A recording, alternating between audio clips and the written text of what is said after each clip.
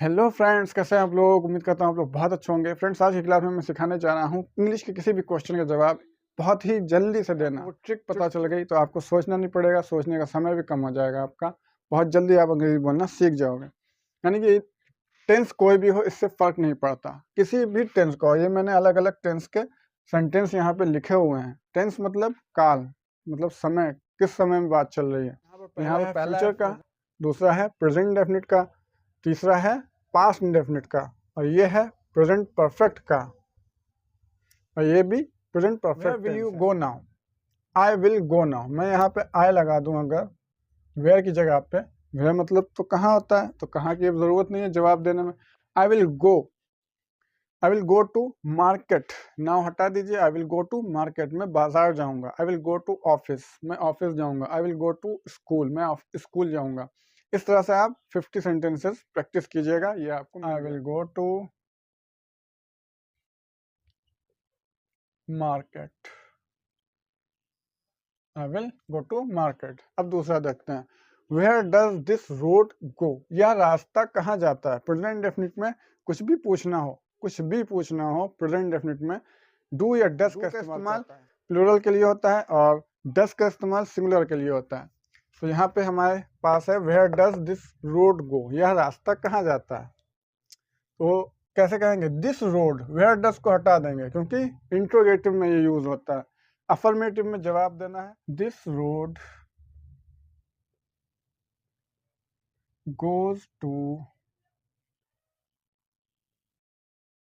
मुंबई, मुंबई।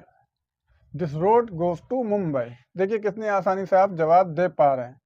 इसी तरह से आप कोई भी टेंस हो, कोई भी सेंटेंस हो, कोई भी वाक्य हो, आप उसको बहुत ही आसानी से आंसर कर सकते हो। मगर मेरे इस मेथड से मेरे बताइए, गो, वह कहाँ गया।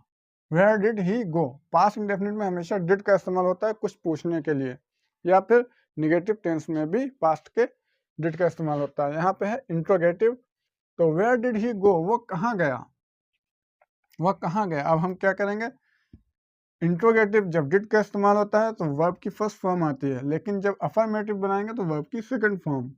ही वेंट, वेंट टू मार्केट। देखिए कितना इजी है, कितनी आसानी से आप किसी भी क्वेश्चन का जवाब दे सकते हो। He went to market. आपने ये भी समझ लिया डिड कब यूज होता है, पास्ट इंडेफिनिट के इंट्रोगेटिव या निगेटिव सेंटेंसेस में, ठीक है। मगर अफर्मेटिव जब जवाब देना है, बात को पॉजिटिव वे में कहना है, तब हम वर्ब की सेकंड फॉर्म का यूज करते हैं। Where have you come from, present perfect tense. Has have का इस्तेमाल होता है प्रेजेंट परफेक्ट, कोई काम हो चुका है ऐसा जब बोलना हो तो हम इस्तेमाल करते हैं हैज हैव का। Where have you come from, तुम कहाँ से आए हो। आई हैव, देखिए वेयर हटा देंगे, यू की जगह पे जब भी यू होगा यानी कि सामने वाले से पूछा जा रहा है तो वो अपने लिए आई यूज करेगा। आई हैव कम, देख लीजिए यहाँ पे भी बता दूं, आई have come from, I have come from the market.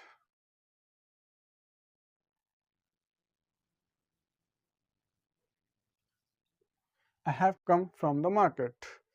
Why have you come here, तुम यहाँ क्यों आए हो। Why have you come here.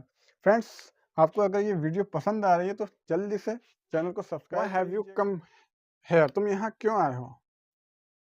अब इसमें भी आप आई से जवाब दे सकते हो, आई हैव कम हेयर, ठीक है। यहाँ पे लिखे दे रहा हूँ मैं, बाकी आपको वाई हटाना है। I have come here, I have come hair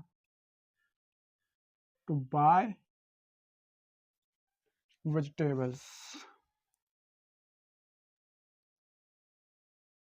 मैं यहाँ सब्जियां खरीदने आया हूँ। आप कुछ भी काम बता सकते हो।